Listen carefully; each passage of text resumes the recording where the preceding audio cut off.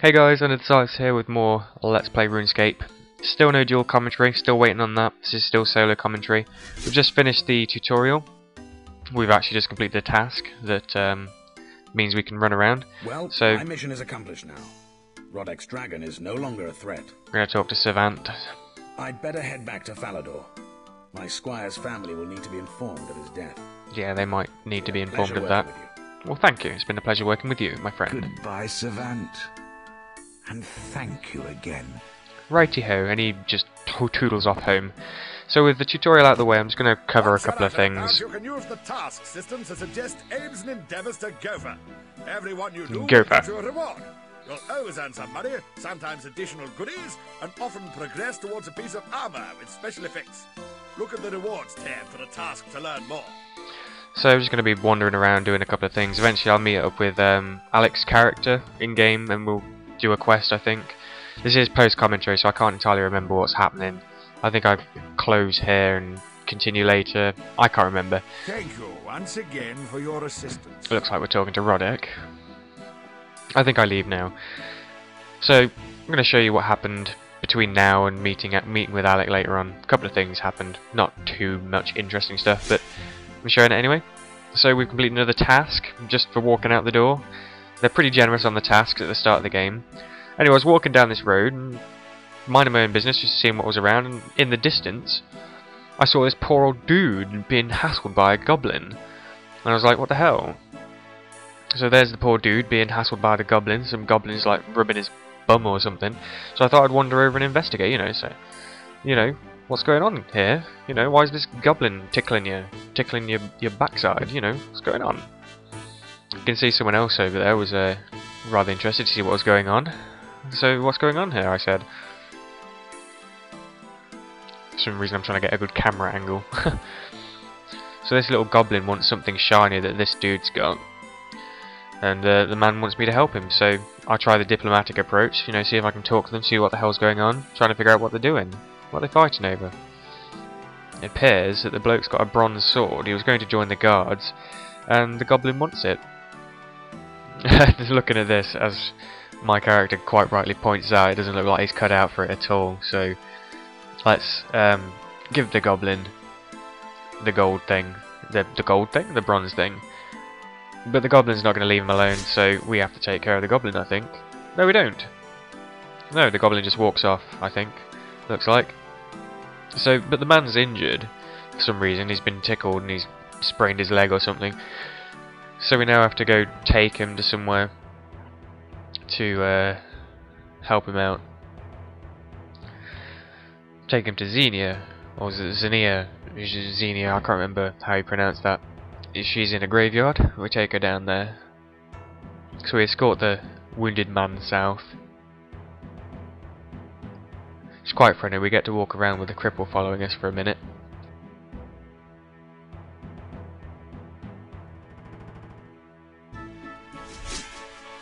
For some reason I take off the walk or the run option. I think it's because the bloke can't walk and I felt bad for him.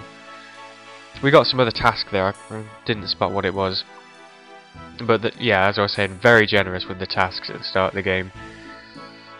So this is the graveyard on the left, just here. So that's Xenia, whatever her name is, in the graveyard. I'm gonna see if we can get this bloke healed.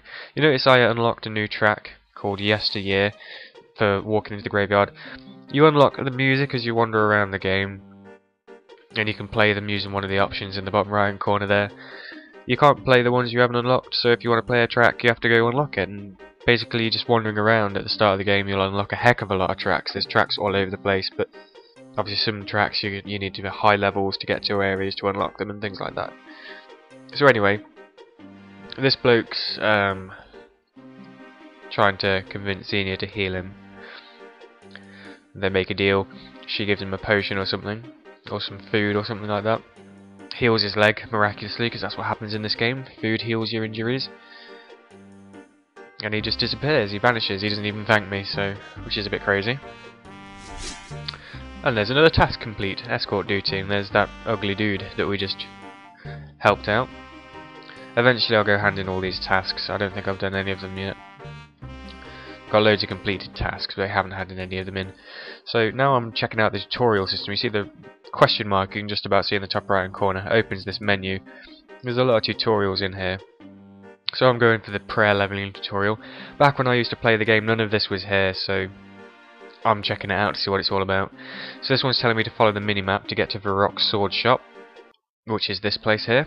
You see I unlocked 3 music tracks getting here, and basically what we've got to do is pick up a free sword, because all the shops give out free items to new players, noobs, and it's telling us to pick up our free items, which is up there, bronze sword, free. We pick up that and equip it, and we can kill something, or defend ourselves, of course. We're not going to just go attack people, or we might do, depends what you like. So we've got that. Now we need to go to the Lumbridge chicken farm, because apparently chickens, you know, it's alright to kill chickens. Killing guards is bad. You can kill chickens though. So there we go, I got another task for equipping a sword. Just giving them away, throwing them away. Freebies everywhere. So you've got to kill a chicken. It took me quite a while to find a chicken to kill, because you can see there's a lot of people here and they're all attacking chickens. There seems to be some very high level people here attacking chickens as well. I'm guessing they might be trying to collect eggs or feathers or something, but still, there's a lot of people here collecting and killing chickens. So it took me a while to find a chicken to kill. Finally got this one, chased it into a corner, cornered it, stabbed it in the face with a nice thrust with my bronze sword. And what we've got to do is pick up its bones. And as you'll see in a minute, we actually got quite a few bones in our inventory. You click on them in your inventory, you bury them, and that's how you level up your prayer skill, or one of the basic ways of leveling up your prayer skill.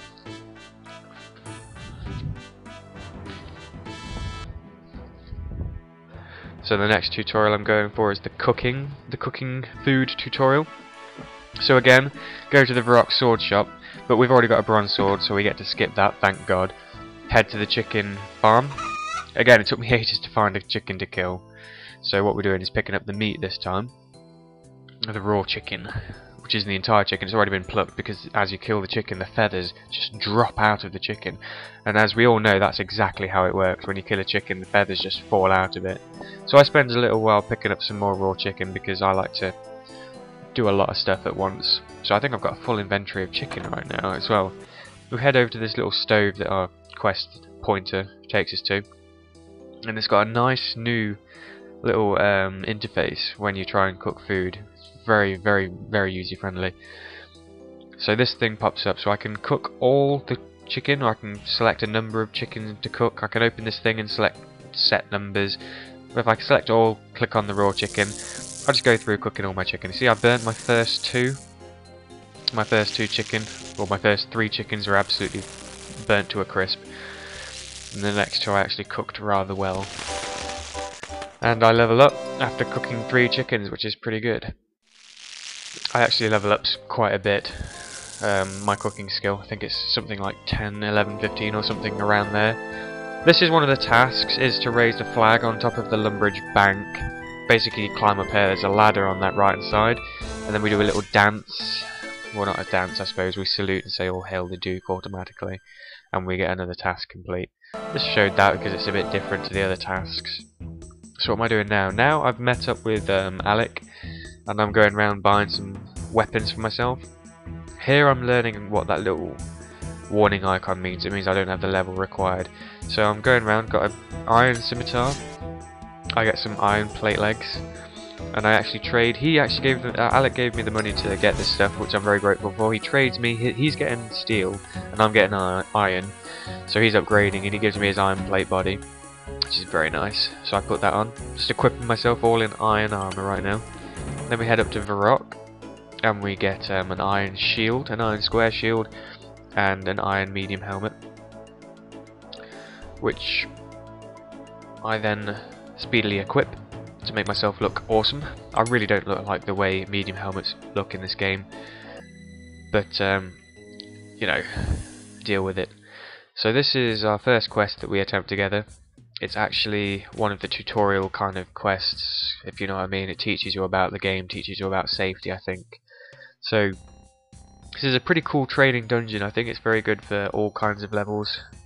So you have to walk into this little place, and then one of the jail cells is open. You pull back the poster. It's a bit like Shawshank Redemption, and there's a little tunnel behind it. You crawl through and you enter this really strange dungeon. And since Alec is amazing, and he's a nude barbarian with his bum hanging out, I'm actually going to follow him most of the way because he's awesome and knows the way. Because somehow he just memorises this. As you'll know if you've watched any of my videos, my sense of direction is terrible, so I'd have no hope getting my way through here, remembering which way to go. So we're just slowly wandering through here. I'm not sure why we're not running, but we are walking through here. So you can see all the different monsters around in here. It's very good for training. You can just come in here and kill monsters, pick up items, get coins and stuff. I think some of the monsters drop noted coal as well, which is handy because you can either use that to make various types of metal and smith them, or you can just use them, you just sell them, I suppose. As you can see, I'm really low combat level at the moment. And you have to go in and out of all of these things. All of these little rooms full of cockroaches and things. You see, I think those were level 8. I think the muggers were like level 11 or something, I think. Alex pointing out that the cockroaches are dropping noted coal because that's what they carry around. I think he says something about them being bankers that were turned into cockroaches by some strange witch, and they just happen to have noted coal on them at the time.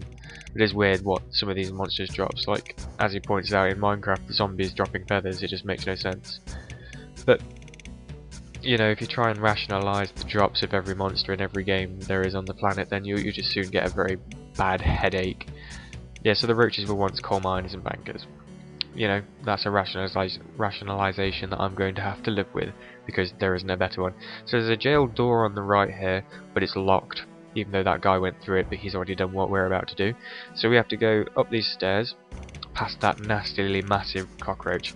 Luckily all the monsters in here are passive, so you don't actually get into fights with everything. And I've just discovered that one of the new features is you can expand the chat bar. Looks like we're about to start running. These cockroach soldiers are ridiculously high level for my character right now. Lever in this room. There's a dude training on them there, you can see. So it must be a pretty good place to train. So we pull this lever and we hear gears grinding in the distance and an unlocking clicking sound. So we head back the way we came. Back to that door I was mentioning. Past all the massive cockroaches. Leave that dude to his roach killing. Say our farewells. Head back down the stairs to that door, as I was saying, which is now unlocked. I'm moaning about the idiot pathfinder. Yeah, sometimes when there's a wall in the way, your auto path won't really understand what you're trying to do. So you head through this door, and then pretty much proceed straight down a corridor, and you'll get the reward for this quest, which is just around the corner. See, there's another person who's just got their own quest on the other side there.